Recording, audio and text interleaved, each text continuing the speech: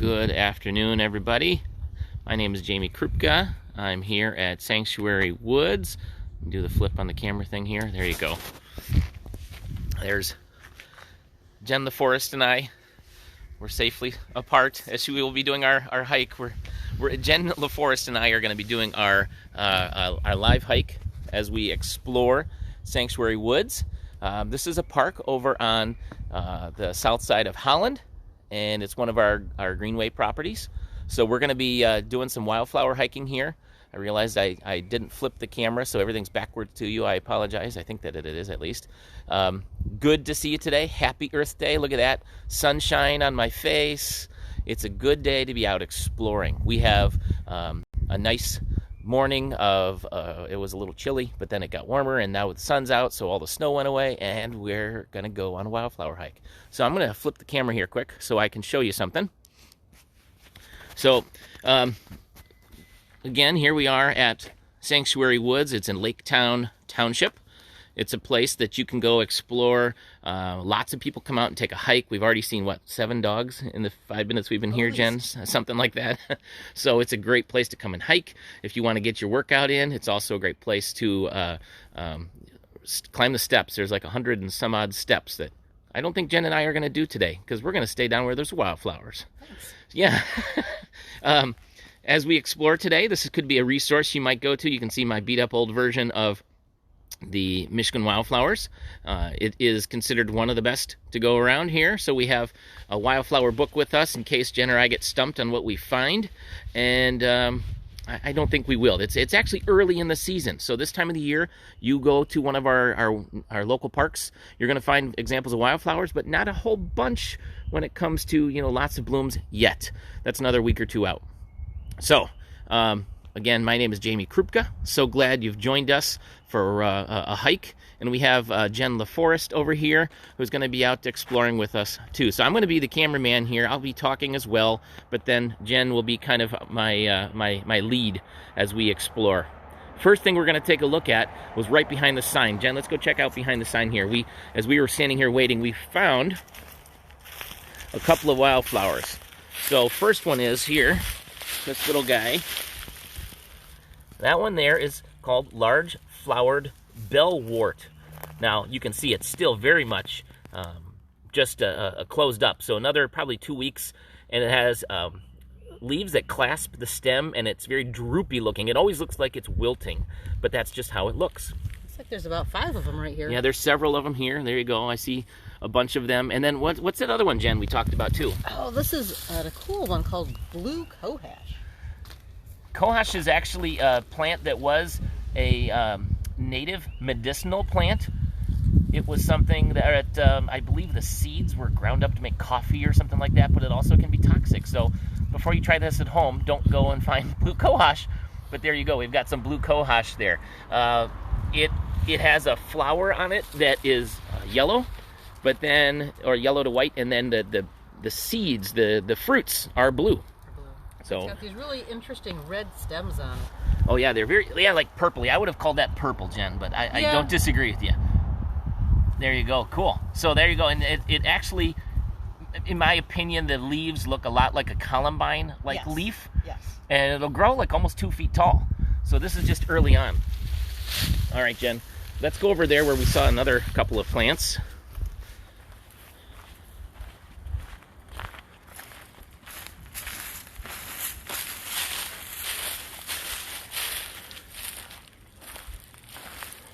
Yeah, oh yeah, I'm gonna get on this side of it over here. So you be on that side of it, I'll be on this side of it. All right. So this is everybody's favorite. What is it? What is it? Somebody's got to post it here. Don't tell them yet. 3 leaves. 3 leaves. When the flower blooms, it's got 3 petals. You can tell by the bud, it's going to have a big white flower. Anybody? Do you know Anybody? I'm gonna say it. Nobody's posted yet, but we have. This is giant white trillium, Trillium grandiflorum, white trillium. There's a bunch of different names for it. Common trillium. Common trillium, yep. It's the one we see the most often. Yep. Now, you were just saying something about in your yard, how you have some, and it's looked like this for... It's looked exactly like this for approximately 2 weeks. Yeah, okay. It's got a nice big bud. I'm like, oh, any minute now. Yep. Any minute now. Any minute now. And it's been 2 weeks. I'm like, it's beautiful. I hope nothing eats it in the meantime. Right. This is like deer candy, too. So this is one of those plants that's heavily affected by over-browsing of deer. So it's really good to see here at the park that there are some trillium flowering. Now, don't be tempted to go out there. And no, it is not poison ivy, Andrea. Leaves of 3, let it be, is a valid thing to say. Because this is a plant that you do not pick. Do not pick it. There's laws against it. There's ordinances in the city of Holland. And it's a plant that if you were to pick the flower, now you've taken away the only way for this plant to photosynthesize. So don't pick trillium. It will actually kill the flower. And it takes between 7 and 10 years to even flower to begin with. Oh, what were we just talking about, Jen, a moment ago? What was I saying about its dormancy? Double dormancy. So it has to sleep through 2 winters before it will sprout up and just make leaves. Yeah. And so like 7 to 10 years it could take for that flower to grow. So if you see a trillium, no, that's one that's been working for a long time. All right, cool, Jen. Anything else over here? We got a couple more of the Bellwort. Oh, Bellwort, yeah. Yep. Hard to see that little guy that's drooped over there. All right, let's continue our walk. We'll get into the other side of the creek here. This park, actually, the water is directly fed into our Lake Makatawa. It is not part of one of the river sub-watersheds. It actually feeds directly into Lake Mac. Just on the other side of those trees and hills is the dune that leads to Lake Michigan. Oh, there you go. Yellow. So this guy is just starting to bloom here. This is one of my favorite wildflowers. This is Trout Lily. And there's a lot of debate about how it got the name Trout Lily. The story I like is that the naturalist that came along saw these interesting leaves and thought it looked like a speckled trout. They don't look like trout that I've ever seen. But it's a fun name and it's easy to remember. But this is another one of those plants that's got like 10 or 15 common names. It does. Everybody calls this plant something different. Oh, here's another bud right here. So what are the names that you know, Jen? Let's see. I've also heard it called yellow lily. I've heard trout lily, adder's tongue. Adder's tongue. Yep. I've also heard dogtooth violet. Yes, I've heard that one. Yep. So a couple of different names. It is part of the lily family, and so something that you look for in West Michigan woods. And actually, they're going to spread via the rhizomes, so that's why you have these like colonies where you have all of these leaves together, but there's only a handful of them that are actually flowering. That's a colony of the flowers. They may or may not be connected by the little bulbs under the ground. And this is another one that takes several years to bloom. Yes. They need to have enough energy stored up to actually grow 2 leaves before they can grow a flower, and they don't flower every year. This one's got a really interesting life cycle in that its primary pollinators actually ants. Ants will come and pollinate it, and the ants also come and collect the seeds. This plant makes a special kind of fatty coating on the seeds that the ants like, and the ants will take it back into their colony, their nest. So they take up the seed underground, and they will nibble on that coating, the seed coating. And then they don't actually like to eat the seed, so the seed gets left alone down inside their burrow, and from there it can germinate. So it's kind of like they make a little candy for the ants to tease them along to say, take my seeds and transport them for me. All right, so actually, I don't know if any of you from the Holland area know this. So at the park, there's something really cool that has to do with Holland history. I'm going to turn the camera around here in just a moment. You guys see a nice straight trail there. Nice straight trail kind of right there. It looks kind of risen up out of the area. Anybody out there know why this weird little anomaly exists where you have this flat, maybe 10-foot wide area going right through this park? It leads right to over by our friends over at the Eldine Marina. Any thoughts? Why is there this rise or risen area here through? It's called the Old Interurban Trail. So this was I believe it's considered a narrow gauge rail system that was found here in the area long before I was around, of course, but it was a rail system, public transportation system that would get vacationers over to Lake Mac.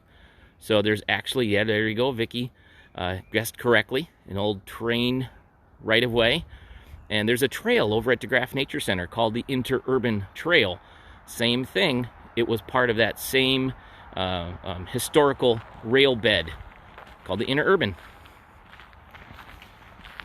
So a little Holland history for you too. All right, I'm going to let Jen get in front of me so she can look.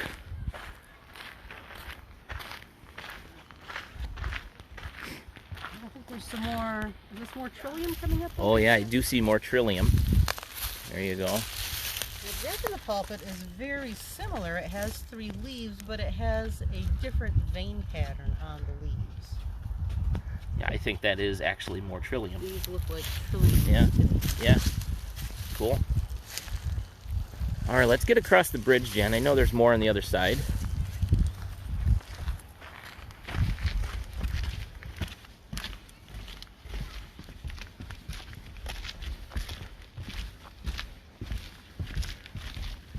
Lots of birds singing today. Peter, Peter, Peter of the tufted titmouse. Hey, buddy, the black-capped chickadee. Oh, yeah, here we go. So, we're going to see this plant flowering in a few minutes. A few minutes? Well, is there any flowering on that one right now? I don't see any right now. Less than a minute, I guess. True, Jen. So what is this plant that we're looking at right here? So this one is this from Dutchman's Breeches or Squirrel Corn? It is Dutchman's Breeches. Okay. So they are both members of a family of plants that any gardeners out there might recognize. They're part of the bleeding heart family. So they have a flower that looks very much like a bleeding heart. So we're going to find some blooming. I'm very carefully walking because I look at this as I look down. Just about under my feet. Another couple of trillium and some cohosh. So I'm being very careful to not walk on these things. All right, let's find some that are flowering. As I look out, looking for Dutchman's Breeches that are flowering. Oh, here's an early one. So this is like, you know, within a couple of days of it first starting to flower. Look at that little guy down there. We'll find some that are a little bit bigger than that. Oh, there you go. There's a good one there, Jen. This one right here looks like it's just about in full bloom. It's got a couple more little buds on there. So there you go. That looks kind of like that bleeding heart. That flower you might have in your garden. It has the name Dutchman's Breeches because it looks like pants. Pantaloons. Pantaloons. All right, let's find some more. I know there's a bunch throughout. Oh yeah, a bunch throughout the hill. We're not going to climb up the dune. We're going to stay closer to the trail. Okay. But there's a lot up through the dune. Got to find one. Oh, here's a good one that's close too. This is a couple of days later. There you go. More Dutchman's Breeches. Nice looking flower. Cool.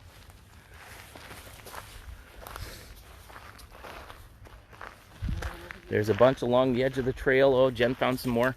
So there's, oh yeah, if we look out. Sorry for anybody that's watching, I went fast there. Yeah, there's a bunch. As we look out, Dutchman's Breeches. we're going to go down just a little ways because I know I found the one that's similar to a Dutchman's Breeches. Anybody out there know what the one that is similar to a Dutchman's Breeches is? Has a different name. Same family. Has to do with an animal that is quite abundant here in the forest. They like to eat nuts from oak trees.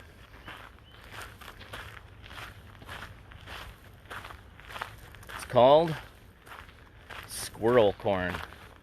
So I know I saw some here the other day as I was exploring to see what is out. We're just a couple of feet away from it.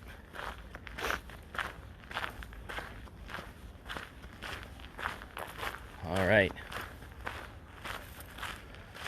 So as I get over here, I'm going to carefully get out to some squirrel corn, trying to step on as little as possible.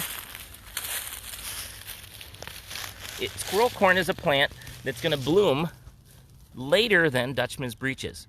So by the time that Dutchman's Breeches is starting to fade away, here's the leaves, then you'll have the squirrel corn flower coming out. So Dutchman's Breeches is fading, squirrel corn starts to grow. Very, very similar leaves. To me, they have just a hint of a little bit more of like a dusty look to the leaves, but super similar. So here we go, we have Dutchman's Breeches, leaves, squirrel corn.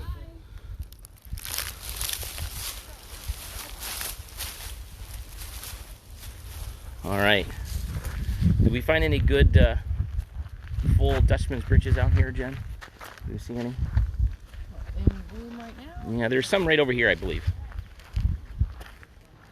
Oh, here we go. Let's look at this one right here.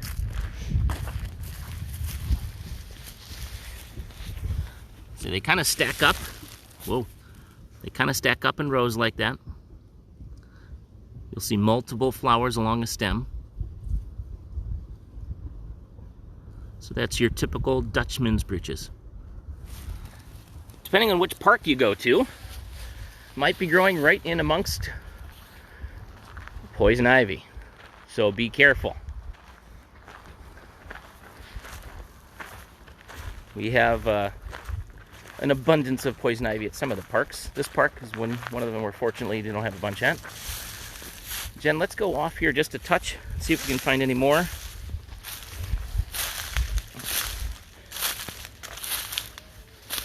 There we go. So we have some more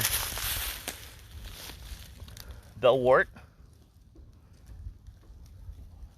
There's a couple more Trout Lily. Oh, here's another squirrel corn, Jen. See, it's still easily a week or two behind the Dutchman's Breeches. Oh, but here's a cool spot where we can actually see the tubers growing under the ground for that plant. See, it looks like little bulbs in the ground.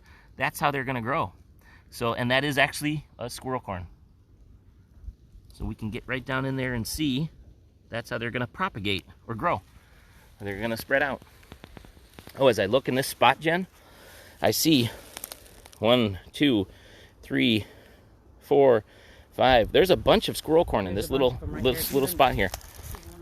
Oh yeah, there you go. Just a little guy starting to grow. Cool. More of the Bellwort. Yeah. And I can see Trout Lily leaves coming up. Yep. And this one looks a little different. I think that's still a Bellwort. I think it's just a little bit further along. Yeah, I wouldn't be surprised to find Solomon seal here, but I haven't seen any yet. All right, let's go just a touch more. You said there were some flowers along the stream. Yep. If we go that way, let's go that way. Lead the way. Remember, if you get out and get a chance to see these wildflowers, do not pick. It's not only illegal, but it also negatively affects the wild populations around you. They are beautiful plants. If you want to have them in your yard, you can get them. They are commercially grown by a couple of different places. There's Michigan Native Plant Producers Association has a list of natural nurseries in Michigan that grow all kinds of amazing native plants. So what was the name of that again, Jen? the Michigan Native Plant Producers Association, Okay. which I believe that would be MNPA.org. Something like that. Abbreviation. You can Google that up pretty quick, I think, and that'll have a list of a lot of nurseries that are in Michigan that have native plants available for sale. If you want to have Dutchman's Breeches or Squirrel Corn or Trillium growing in your yard, rather than going someplace and poaching them, trying to dig them up, which is illegal. Buy them, grow them. They're lovely plants. You should have them in your yard. But what about habitat? I mean, as we look at this park over your shoulder, I mean, what if this doesn't look like your backyard? Can you grow Trillium in your, like, vegetable garden? Maybe, but probably not. Yeah. You know, every kind of plant has a specific habitat requirements, just like any animal would have specific habitat requirements. So know your yard and figure out what your light is, what amount of sunlight you have available, how much moisture you have in your soil. Is it rocky? Is it sandy? All of those things will determine what kind of plants you want, and then from there you can figure out what plants would grow best under those circumstances. Put the right plant in the right place. For instance, this area that we're in right now, this park, this is not a well-manicured park on purpose. This is sanctuary woods. It's a place where we have leaves that fall to the ground. They're not raked or up or blown away. Trees fall down, they're allowed to stay where they're at. So a natural system is what's going to be most beneficial for these kinds of wildflowers, not a manicured garden. Not at all. Exactly. All right, let's continue, Jen. See if we can find those flowers that you had mentioned to me earlier. I think they were closer to the stream. Yes, that's what I remember. We do have some invasion of non-native species in this park coming from the adjacent areas that, you know, people and their garden plants do escape into the park. This is a Laketown Township park. As far as I'm aware, they're not encouraging people to come out and plant things in here, but we do have stuff that's not native. Is this English ivy? I don't know if it's English ivy, but yeah, certainly it's not a native plant that we're seeing right in the middle there. It's not English ivy. Yeah. It's something. It's some other kind There's of Myrtle that's growing along the edge of the old Interurban over there too. I just picked up on there's a little bit more fully grown Cohosh here. There's a couple more on the other side of that beech tree too. Oh, I see it over there too. Yeah. So yeah, you just got to pay attention. And so come back to this park in like the next 2 weeks, and every day there'll be more blossoms. And by the middle of April, it'll be full bloom. Or excuse me, middle of May, it'll be full bloom. But then by the end of May, they'll all be gone. They're spring wildflowers only. This is the season when the trees don't have leaves on them. This is where there's a lot of water coming out of the, you know, it's a naturally wet time of the year, so there's a lot of water coming out of the sky. They're getting as much sunlight as they possibly can right now. So this is the season where they're gonna flower, grow, propagate, and then you will more or less miss them for the rest of the season. Here we go, we got Myrtle. Yeah, so this is our non-native plant. We do not want this growing in our parks. It's called Myrtle, and it's something, Vinca vine, periwinkle are all names for it. Not native, and actually outcompetes our native species. Yeah, you can see where the periwinkle is growing. Nothing else is growing. Yeah, because look at that. We've got just a few feet away, we have a couple of more Trillium. And if that periwinkle or Myrtle gets over here, they'll end up outcompeting that Trillium.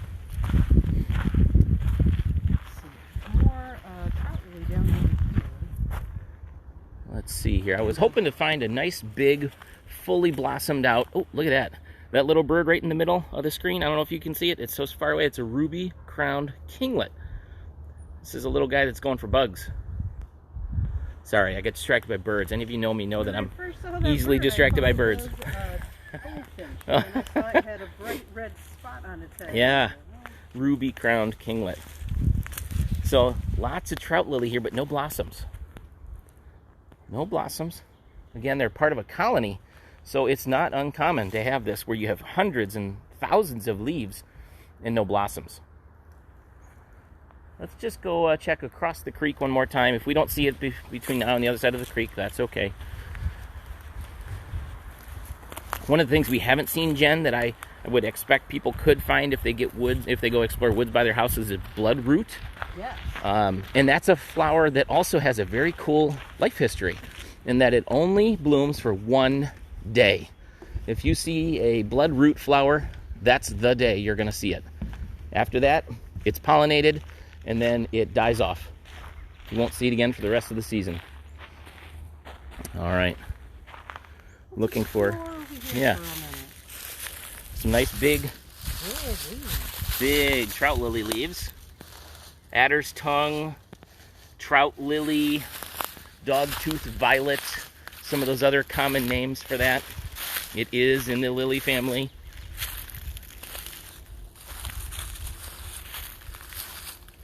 We don't have any wetland species that live at this park. It's just not wet enough. There's a little bit of water over here, a little bit of mud, but it's not a place that we've ever known to have skunk cabbage or marsh marigold or any of those kinds of things. It's too dry. So the dominant tree species in this park are beech. We have the American beech. They still have leaves on them. There's a word that's fun to share. Anybody know it, Jen? The word where the leaves stay on the trees? Yeah, my brain stopped for a second. Oh, I got it. Marcescence. Holding on to those leaves, marcescence. So we have beech, we have hickory, we have some red oaks, and some sugar maples in this woods. So this is not a wet forest, this is a dry forest. Whoops. This is a dry forest. So it's not going to have those species like marsh marigold or skunk cabbage.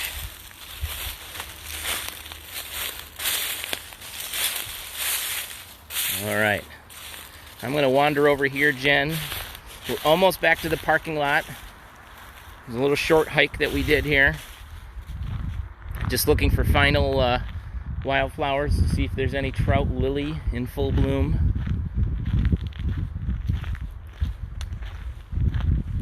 It's a good day to get out if you get a chance. I heard it's here, at least in West Michigan. It's going to rain later on, so maybe before this afternoon is a good time to get out and to soak up some of that sunshine on this Earth Day.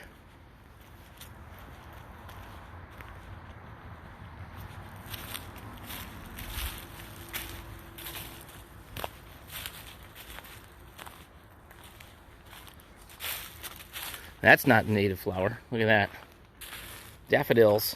My guess is that a squirrel decided to transplant those from a neighbor's house. Okay, well, I think we've almost reached the parking lot here. I think we'll call that a day for our wildflower hike. I want to thank you all. Thank you very much for hiking with Jen and I. Oh, I saw another plant. I lied. So here we go. We've got one more flower that's not flowering. It's called cut leaf toothwort. So there you go. We're still early on for that flower, just like the trillium, just like a lot of the trout lily or a large bellwort. Probably a week or two away from seeing any blossoms, but that plant right there is called cut leaf toothwort. It has a white flower on it. Okay, I'm so distracted by flowers and birds. All right, thank you everyone for watching. We appreciate you visiting with us today. Go out and explore Outdoor Discovery Center, DeGraff Nature Center, and have a great Earth Day. Happy Earth Day. Bye-bye.